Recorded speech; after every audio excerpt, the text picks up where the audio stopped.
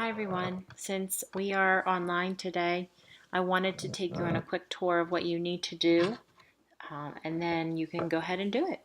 So our topic today is addressing difficult topics with families, and this is chapter 5.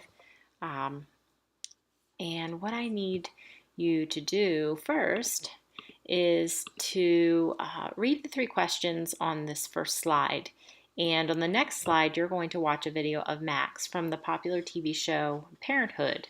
Parenthood's no longer on the air, but Max is an autistic child, and he plays a very important role within a family unit. I want you to read the 3 questions below and then jot them down on a piece of paper. As you watch the video on the next slide, find some answers to those questions. There's the video, and it does have the directions again. After you watch the video, I want you to also answer the next 4 questions that have to do with some application of what you saw in that video. So we have our 3 questions before and our 4 questions after. Jot those down on a piece of scrap paper, put your name on it, and when you get to class on Wednesday, I'm going to look at those sheets and make sure that everyone's on track with their understanding and participation for our online version of this class. We have some slides that you can just walk your way through. This is one just to read. This, I would actually like you to do the brainstorm and think about your own personal connections. If you are a parent, you could think about a connection you had on the parent side. If you are not a parent or you don't have conflict as a parent, then maybe you can think of a situation when you were a student and jot that down on the same piece of paper. Then on slide 7, I want you to click on this article, and it'll link you to the whole entire article. It's only about a page and a half, but this article has 6 short scenarios of types of parents you may have in your classroom that could be a tough problem to handle throughout the year. It also gives you some solutions. So what I'd like you to do is read through this article, and then when you do the next 3 slides, slides 8, 9, and 10, you're going to come up with 3 kinds of conflict that parents will present.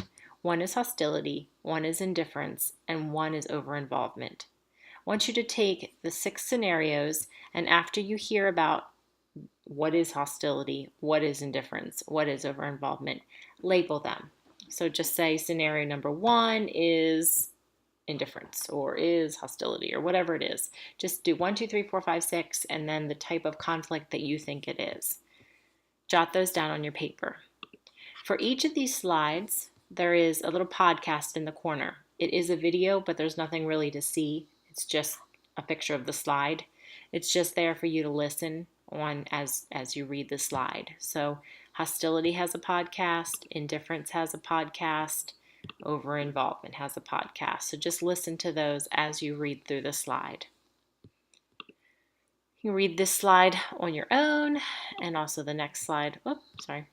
And these are some definite causes of tension and don'ts you want to make sure that you think about as you're interacting with families. On our do list, we have 5 steps, and there's a podcast that walks you through those 5 steps. So listen to that podcast. And then we're ending with a top 10 list. This is just kind of taking everything we learned from the slides and putting it together on the top 10 things that you want to remember when dealing with parents when it comes to conflict or difficult situations. Just kind of coming back to last week, we talked about some situations that may be difficult because we have children with disabilities sometimes or some sort of challenge in the classroom. Through your referral project, you have to see that many of the schools have teams that work to make plans to best meet the child's needs in the classroom. And the parents are part of that planning team in most cases. That's what you should be finding through your referral projects. When the parents come in and they sit down with a team of educators, although that team of educators is there to support their child and really find what's best for their child, that's a scary situation.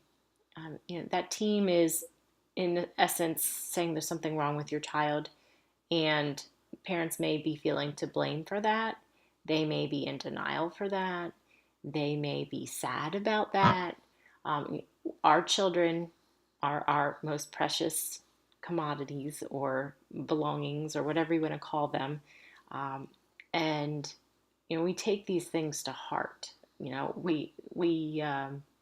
Most parents feel deeply about anything that's negative associated with their child. So, unless they truly know that you have that relationship established of trust and respect, coming and sitting down at a meeting with anything that is difficult or negative is going to be a hard time, and it's going to have some challenges in the communication part. So, hopefully, you can uh, think about these strategies when you are dealing with these situations and apply them. I know right now it's all hypothetical, but someday you'll be sitting down with parents, and these are the kind of solutions we need to enact, because the bottom line is we want to get help for that child. So enjoy the topic. Thanks for going online this week. I'll be back on Wednesday. When you come back in on Wednesday, I would like to see your referral project with a rubric, and I would like to see the answers for your participation for this to make sure that you're on track. And we'll see you then.